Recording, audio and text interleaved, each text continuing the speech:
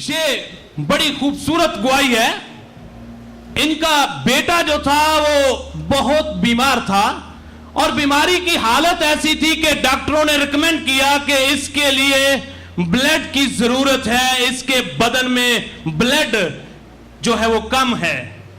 लेकिन ये बड़े ईमान के साथ पास्टर साहब के पास आया और पास्टर साहब ने वो ब्लड जो कलवरी के मकाम पर आप सबके लिए, मेरे लिए, हर फर्दे बशर के लिए बहाया गया, उसी ब्लड को इसके बेटे के लिए मांगा। तो इन्होंने दोबारा जब टेस्ट करवाया तो डॉक्टर ने कहा किसी चीज की जरूरत नहीं।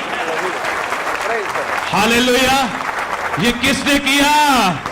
जरा ऊंची बात से, किसने किया? ये किसने किया? हालेलुया।